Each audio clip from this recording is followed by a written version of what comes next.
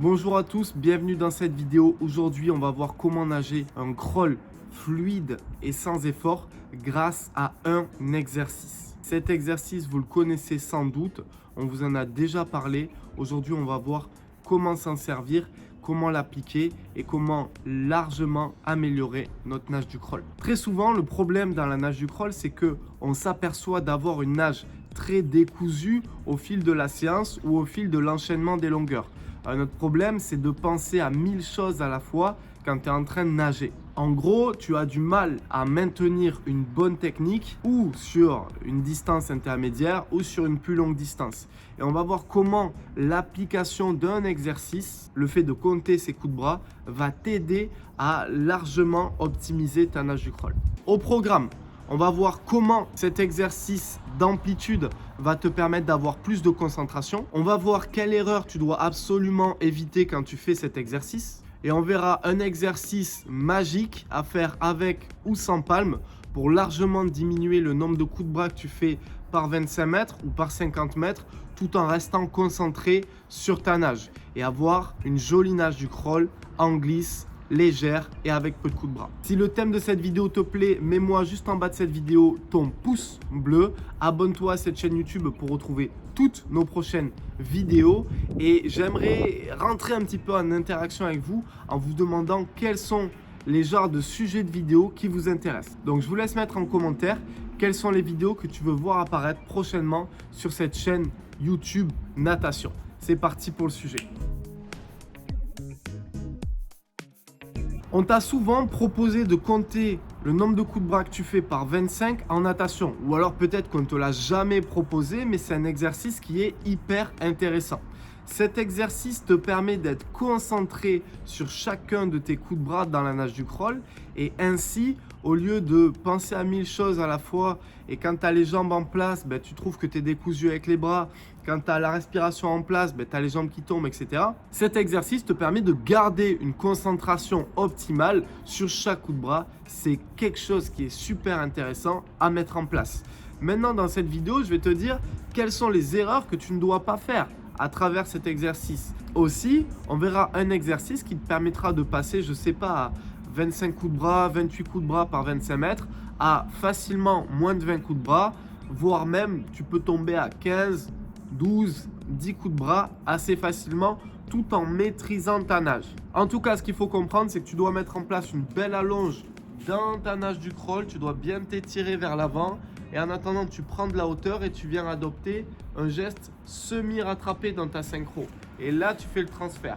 Beaucoup d'allonge, semi-rattrapé et ton battement accompagne ta nage et accompagne le geste. C'est très important. Posez cette base pour la prochaine partie de la vidéo, les erreurs à éviter. Let's go!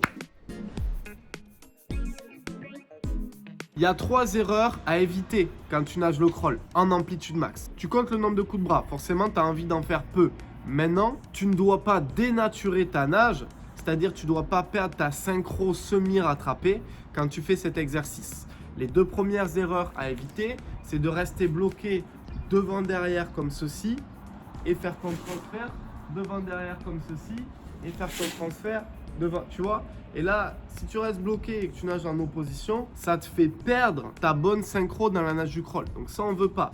Deuxième erreur qu'on veut éviter, c'est rattraper comme ceci pour essayer de gratter les coups de bras. Attention, ce n'est pas une bonne chose. Notre nage naturelle, c'est le semi-rattrapé.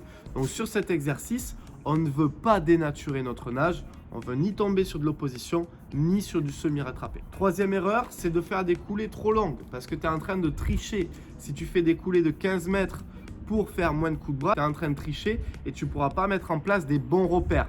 Ce que tu dois faire à l'inverse, c'est faire des coulées que tu es capable de tenir sur 400 mètres. C'est-à-dire, est-ce que sur 400 mètres crawl, tu seras capable de faire 10 mètres de coulée à chaque fois? Non, tu auras plutôt tendance à faire une petite coulée, bien en flèche, te laisser glisser, faire 1 ou 2 ondulations tranquillement et une belle reprise de nage. Ok? 3 erreurs à éviter quand tu nages en amplitude. Je t'invite à garder ta bonne synchro quand tu fais cet exercice. Et maintenant, je vais te donner un exercice magique qui te permettra de garder ta bonne synchro et de faire peu de coups de bras dans la nage du crawl. C'est parti.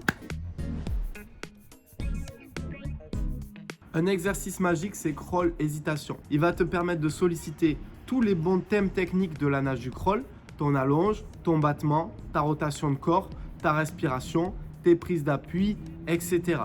Grâce à cet exercice, crawl hésitation, tu vas pouvoir marquer une bonne allonge, dégager derrière. Tu feras une hésitation sur le passage du bras hors de l'eau.